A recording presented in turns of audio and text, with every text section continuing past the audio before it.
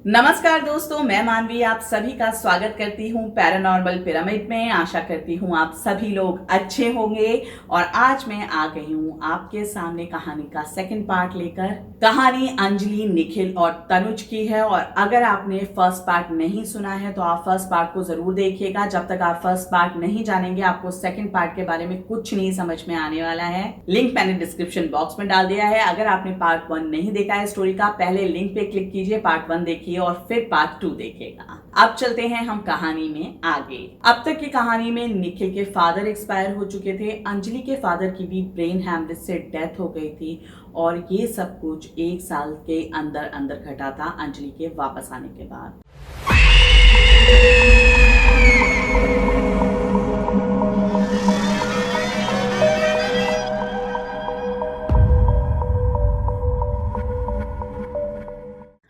निखिल के फादर की डेथ हो गई थी, इधर अंजलि के फादर की भी डेथ हो चुकी थी और अब निखिल की मदर की तबीयत काफी खराब चल रही थी। इधर इन्हें बहुत बुरी तरीके से फाइनेंशियल लॉसेस होने स्टार्ट हो गए थे।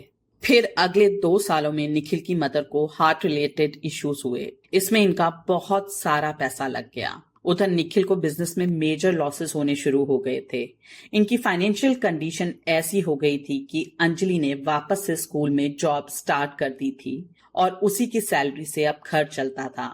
कभी कभी अंजलि की मदर भी उसको फाइनेंशियल हेल्प दे देती थी। इनके पास प्रॉपर्टी तो बहुत थी, पर जब भी वो उसे सेल करना चाहते थे या रेंट आउट करना चाहते थे तो कोई ना कोई अड़ंगा अड़ जाता और वो ना ही इसे सेल कर पा रहे थे ना ही रेंट आउट कर पा रहे थे, जैसे वो प्रॉपर्टी इनके लिए डेड हो चुकी हो।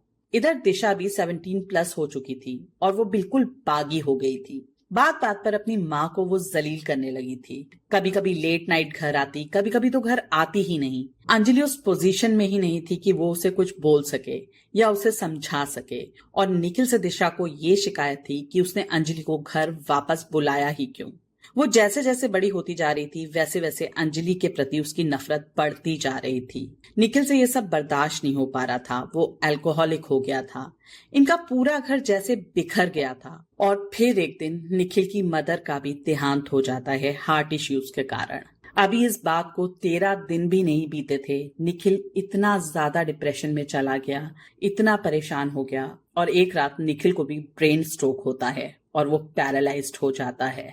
अंजलि की पूरी दुनिया जैसे बिखर गई थी और अब अंजलि की मदर इनके घर अंजलि की हेल्प के लिए रहने आती हैं, क्योंकि अंजलि को स्कूल जाना पड़ता था जॉब के लिए और निखिल को कोई ना कोई चाहिए था फुल टाइम जो उसकी देखरेख कर सके और इनके पास इतना पैसा नहीं था कि ये फुल टाइम कोई मेड या कोई नर्स अफोर्ड कर सकें। इधर अंजलि की छोटी बेटी दिया का स्वास्थ्य भी अब खराब रहना शुरू हो गया था। इनके घर में जो इन 3-4 सालों में घटा था, ऐसी प्रॉब्लम्स लोगों के घर में पूरी पूरी जिंदगी नहीं आती हैं। बहुत कम लोग होते हैं जो इस तरीके की प्रॉब्लम्स फेस करते हैं और आई रियली विश कि कभी किसी को ऐसी प्रॉब्लम्स ना फेस करनी पड़े। जब ये सब कुछ होता है ना, तो ऐसे में अब लोगों को याद आते हैं पंडित जी, बाबा। और अंजलि की मदर को जिस भी बाबा के बारे में, जिस भी पंडित के बारे में पता चलता, वो अंजलि को वहां लेकर जाती कि कहीं भी इस प्रॉब्लम का कोई सॉल्यूशन उन्हें मिल जाए। पर इनको कोई जेन्युइन हेल्प मिल नहीं पाई। कोई कुछ बताता, कोई कुछ बताता। इनके साथ वैसे भी बहुत फाइनेंशियल प्रॉब्लम्स चल रहे थे और अच्छी खासी लूट खसूट हुई इस टाइम पर भी इन लोगों के साथ। अंजलि ने जो भी कुछ किया था उसके बाद अंजलि के ब्रदर ने भी उसके साथ सारे रिलेशंस खत्म कर दिए थे। वो तब से अंजलि के टच में नहीं था जब से अंजलि घर वापस आई थी। ना ही उसकी फैमिली, ना ही उसकी वाइफ, कोई भी ये लोग अंजलि के साथ कोई ताल्लुक नहीं रखते थे। बस उसके मदर फादर ही थे जो थोड़ा सा अंजलि से बातचीत करते थे, उसमें भी फादर एक्सपायर हो गए थे और अंजलि के पास अपने मैटरनल साइड से सिर्फ उसकी मदर बची थी। ये सब कुछ ऐसे ही चल रहा था और फिर एक दिन दिशा घर आती है अपने से उम्र में 20 से 25 साल बड़े आदमी के साथ और अंजलि को आकर बोलती है कि हमने शादी कर ली है। कौन है ये आदमी, क्या लगता है आपको? सस्पेंस खोलने से पहले मैं आपसे रिक्वेस्ट करना चाहूंगी कि अगर आपको स्टोरी पसंद आ रही है तो लाइक बटन प्रेस कर दो और अपने दोस्तों के साथ इस वीडियो को जरूर शेयर करो। अगर आपने अभी तक चैनल को सब्सक्राइब नहीं किया तो सब्सक्राइब करो, बेल आइकन प्रेस करो। अपने कॉमेंट्स, अपना फीडबैक मुझे जरूर दो, जिससे कि जो भी इम्प्रूवमेंट करने वाली हूँ मैं उसे कर सकूँ और आप लोगों को और अच्छा कंटेंट प्रोवाइड कर सकूँ। तो आप चलते हैं स्टोरी में आगे और मैं सस्पेंस खोलती हूँ कि ये आदमी कौन था। ये आदमी और कोई नहीं बल्कि तनुज था। तनुज अंजलि को देखकर इतनी गंदी स्माइल दे रहा था मानो उसे कह रहा हो चेकमेट। तनुज को अपनी बेटी के साथ देखकर अंजलि बिल्कुल पागल हो जाती है। वो उसका गला पकड़कर उसको भला बुरा कह रही होती है कि तभी उसकी माँ की जोरदार चीख उसे सुनाई देती है। अंजलि भागती हुई अंदर जाती है जहां उसकी माँ लहूलुहान अवस्था में सीढ़ियों से नीचे पड़ी थी और अब घर के अंदर एंट्री लेता है तनुज। अंजलि पूरी तरह रो रही थी कि तनुज उसके कंधे पर हाथ रखता है। अंजलि उसका हाथ झटक कर जैसे ही तनुज को भला बुरा बोलना शुरू करती है, तनुज उसके मुंह पर उंगली रखकर गुस्से में बस इतना बोलता है, श्श, कुछ मत बोलना। उसके चेहरे पे जो भाव थे या पता नहीं क्या था, उसे देखकर अंजलि इतनी बुरी तरह डर गई कि उसके मुंह से आवाज ही गायब हो गई हो और वो बस सुबक रही थी। और फिर तनुज अंजलि की माँ की तरफ देखकर एक कटाक्ष भरी हंसी देता है और कहता है, ये तो गई। अचानक से अंजलि अपनी कॉन्शियसनेस गेन करती है और एम्बुलेंस बुलाती है। माँ को हॉस्पिटल ले जाया जाता है जहां उन्हें ऑन अराइवल डेथ डिक्लेयर कर दिया जाता है। अंजलि बिल्कुल टूट जाती है अपनी मदर की डेथ से। उसके पास अब उसका अपना कोई नहीं बचा था जिसे वो अपनी दुख तकलीफ बता सके। इधर तनुज उसके घर में उसकी बेटी की वजह से रह रहा था। निखिल जो एक वेजिटेबल के सिवा कुछ नहीं था। एक दिन अंजलि टेरेस पर इतनी डिप्रेशन में बैठी थी कि उस दिन उसने सोच लिया था कि आज वो अपनी लाइफ खत्म कर देगी।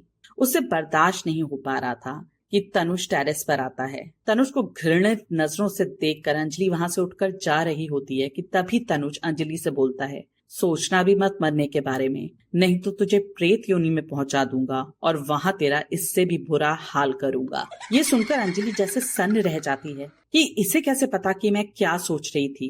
फिर तनुज अपने पत्ते खोलता है। याद है तुझे, तू कैसे मुझे बेवकूफ बनाकर चली गई थी? जानती है उसके बाद क्या हुआ? मेरे घर पहुंचने से पहले ही मेरी माँ इस सदमे से मर गई थी। उसे ये बर्दाश्त नहीं हुआ कि उसका बेटा एक शादीशुदा औरत को लेकर भाग गया था। मेरे बाप ने मुझे घर से निकाल दिया। याद कर, मैंने तुझे कितने फोन किए। मेरी नौकरी छूट गई। मेरे पास तो कितने दिनों तक खाने के लिए पैसे भी नहीं थे। मैं तड़पता रहा, तरसता रहा, पर तूने ये भी बताना जरूरी नहीं समझा कि तू मूव ऑन कर गई है। फिर मुझसे रहा नहीं गया। मैं तेरे घर आया तो देखा तू खुशी से अपने पति के संग रंगरलियां मना रही है और मैं यहाँ इस हालत में हूँ तेरी वजह से। उसी दिन मैंने डिसाइड कर लिया था कि मैं तेरी जिंदगी ऐसी बना दूंगा कि तू मौत को भी तरसेगी तो तुझे मौत नहीं मिलेगी। मेरे उन्हीं गुर्बत के दिनों में मैं एक बाबा से मिला। उसके लिए वो काम किए जिसकी उसे जरूरत थी और कानूनी तौर पर वो उन्हें कर नहीं सकता था। उसे मैंने अपना गुरु बनाया और शुरुआत तो मैंने अपने गुरु से ही करवा दी थी तेरी तबाही की। और आज मैं इतनी क्षमता रखता हूँ कि यहाँ बैठे बैठे तेरी बेटी को खा जाऊं। देखेगी? तनुज अपनी आंखें बंद करता है और आंखें बंद करके कुछ चैंट करना शुरू कर देता है। तभी अंजलि की छोटी बेटी की चीखने की आवाज सुनाई देती है। अंजलि छत से नीचे की तरफ घबरा कर भागती है तो तनुज उसका हाथ पकड़ लेता है, उसे अपनी तरफ खींचता है और बोलता है, कुछ नहीं हुआ उसे, सिर्फ पैर में दर्द उठा था। ये देखकर सुनकर अंजलि दंग रह जाती है। तनुज आगे बताता है कि अंजलि के ससुर से लेकर उसकी माँ तक की मृत्यु नेचुरल डेथ नहीं थी, बल्कि ये सब कुछ तनुज का किया धरा था। अंजलि की फाइनेंशियल कंडीशन, निखिल का ब्रेन स्ट्रोक, उसकी छोटी बेटी के हेल्थ इश्यूज, सब कुछ जिसके लिए उसने दिशा को टारगेट किया था।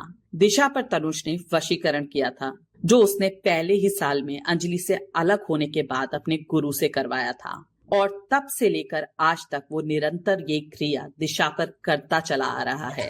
अगर आज वो दिशा को बोले कि छत से कूद जा तो वो बिना कोई सवाल किए छत से कूद जाएगी। दिशा के थ्रू ही उसने सभी विक्टिम्स की बिलोंगिंग्स कलेक्ट की थी, जिससे उसने उन पर काला जादू और मारन क्रिया का प्रयोग किया था। दिशा पर उसने उच्चाटन क्रिया भी की थी। इन 5 सालों में तनुज ने घोर साधना की सिर्फ और सिर्फ अंजलि को बर्बाद करने के लिए, और अब वो सारा जीवन अंजलि को ऐसे ही उसकी गुलाम बनाकर रखेगा।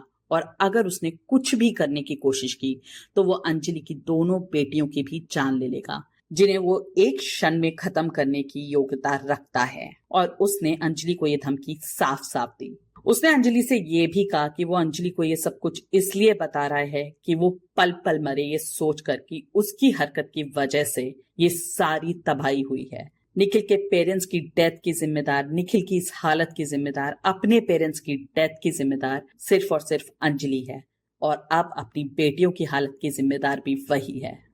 जो प्रॉपर्टीज अभी तक बिक नहीं रही थी, तनुज के आने के बाद वो प्रॉपर्टीज बिकी भी, रेंट आउट भी हुई, पर उसका कोई लाभ अंजलि को नहीं मिला। उसका जो सारे मजे उठा रहा था वो तनुज था। अंजलि आज भी नौकरी कर रही है, वो अपनी ही सैलरी से अपना, निखिल का और अपनी छोटी बेटी का खर्चा उठाती है। तनुज ने बस अंजलि की इतनी मदद की है कि निखिल के लिए उसने 24/7 एक नर्स अरेंज कर दी है, क्योंकि निखिल को अटेंड करने के लिए कोई ना कोई वहां होना जरूरी है। अंजलि ने ये सब कुछ विपिन की वाइफ के साथ शेयर किया।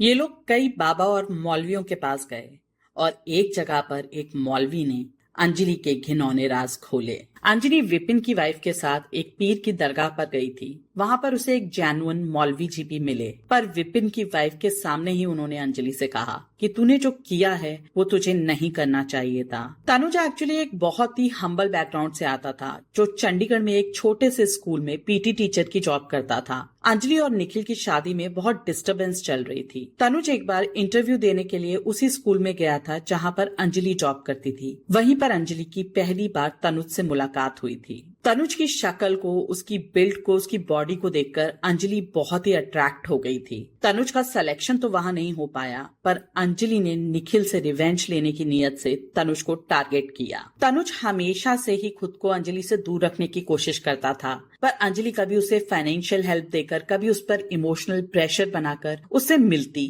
और धीरे धीरे तनुज अंजलि के लिए सीरियस हो गया। फिर अंजलि ने ही उसके साथ पहला मूव लिया फिजिकल रिलेशंस बनाने का, और वो उसके साथ लव मेकिंग बहुत इंजॉय करने लगी। तनुज के लाख मना करने के बाद भी अंजलि ने ही उसे प्रेशराइज किया था अपने साथ भागने के लिए, और फिर एक दिन बिन बताए गायब हो गई। तनुज अपनी मदर के बहुत क्लोज था और उसकी मदर की ही डेथ का कारण वो खुद बन गया। तनुज इस ड्यूरेशन में सिर्फ और सिर्फ अंजलि को बर्बाद करने के लिए जिया। मौलवी जी ने अंजलि को ये बताया कि जो ब्लैक मैजिक तनुज ने अंजलि की बेटियों पे परफॉर्म किया है उसका कोई तोड़ नहीं है, चाहे वो कहीं भी चली जाए। इसलिए बेहतर यही है कि वो तनुज से माफी मांगे। यदि तनुज को अंजलि पे तरस आ जाता है और वो उसे माफ कर देता है तो ठीक है, नहीं तो ये सब कुछ इसी तरह ऐसे ही चलता रहेगा।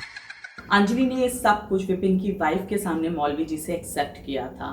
इन सारी बातों को हुए 3 से 4 महीने हो चुके हैं, पर अंजलि का जीवन वैसे का वैसा ही चल रहा है। वो आज भी रोज स्कूल पढ़ाने जाती है, घर आकर वापस से अपने काम करती है। दिशा आज भी उससे शदीद नफरत करती है। घर में सारी फैसिलिटीज हैं, 24/7 मेड्स की फैसिलिटी है, पर अंजलि के लिए कुछ भी नहीं है। वो आज भी एक लग्जरियस घर में रहने के बाद एक लोअर मिडिल क्लास से भी गई बीती जिंदगी व्यतीत कर रही है। वो तनुज से ना कुछ कह सकती है, ना ही तनुज के खिलाफ कुछ भी कर सकती है।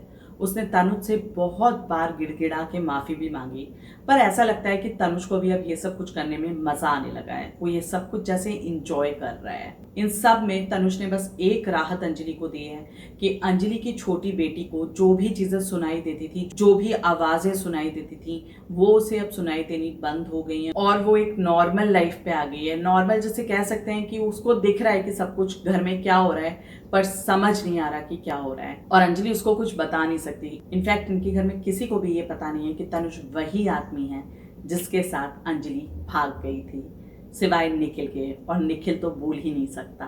पता नहीं तनुज कब तक ये सारे ग्रजेस अपने अंदर रखेगा। अंजलि ने जो भी कुछ किया, जो भी गलतियां की, उसके लिए उसने बहुत भारी कीमत चुका दी है। अंजलि को नहीं करना चाहिए था ये सब कुछ, इस तरीके से तो बिल्कुल भी नहीं करना चाहिए था। अगर आपकी मैरिज में डिस्टरबेंस है तो आप बात कर सकते हो एक दूसरे के साथ, चीज़ों को समझ सकते हो, ठीक कर सकते हो। फिर भी नहीं हो रही हैं तो आपके पास लास्ट ऑप्शन डिवोर्स का तो बचता ही है। एटलीस्ट क्लैरिटी तो रखो अपने रिलेशनशिप में, अपने बच्चों के लिए, अपनी फैमिलीज के लिए तो आप इतना कर सकते हो। अगर आपको अपने पार्टनर से ही रिवेंज लेना है तो कम से कम उसमें अपनी फैमिली को तो मत इन्वॉल्व करो। पर यहाँ पर अंजलि की 2 टीनेज बेटियां थी जो इन्वॉल्व थी, बाकी सब तो चलो फिर भी आप साइडलाइन कर सकते हो, लेकिन 2 बच्चियां जो अभी बड़ी हो रही हैं, क्या असर पड़ा होगा उनके दिमाग पे इन सब चीज़ों से। और उसके बाद ये सब कुछ जो हो रहा है, मतलब बहुत गलत हुआ इस फैमिली के साथ। ऐसा भी नहीं था कि अंजलि इलिटरेट हो, वो अपना खर्चा नहीं उठा सकती हो। अगर फैमिली भी उसके अगेंस्ट जाती, उसके घर वाले भी नहीं इस चीज़ को एक्सेप्ट करते, तो वो अपने दम पर भी रह सकती थी। नौकरी तो वो कर ही रही थी, तो कुछ ऐसा प्रॉब्लम था नहीं उसकी लाइफ में। आप खुद सोचिए, आपके साथ कोई रह रहा है, मतलब आपका एकदम क्लोज वन, और अचानक से वो गायब हो जाए, बिल्कुल अचानक। कोई भी हो आपके फैमिली में, आपके फादर, मदर, आपकी वाइफ, कोई भी एकदम से गायब हो जाए, आपको कैसा लगेगा? मतलब आपके पैरों तले जमीन खिसक जाएगी और आपको पता है कि वो इंसान ऐसा कर ही नहीं सकता, मतलब उसका किसी के साथ कोई रिलेशन ऐसा हो ही नहीं सकता। आप इतने कॉन्फिडेंस में हो और वो रातों रात गायब हो जाता है। किसी की डेथ हो जाए ना, फिर भी समझ सकते हो कि हाँ, आप धीरे धीरे उस चीज़ को एक्सेप्ट कर लेते हो कि ऐसा हो गया है। धीरे धीरे आप गम बना के एक टाइम के साथ मूव ऑन कर जाते हो। लेकिन जब कोई गायब हो जाता है तो आपको पता ही नहीं है कि वो गया कहाँ। वो कितना डिस्टर्बिंग टाइम होता होगा किसी भी फैमिली के लिए। I can't even imagine.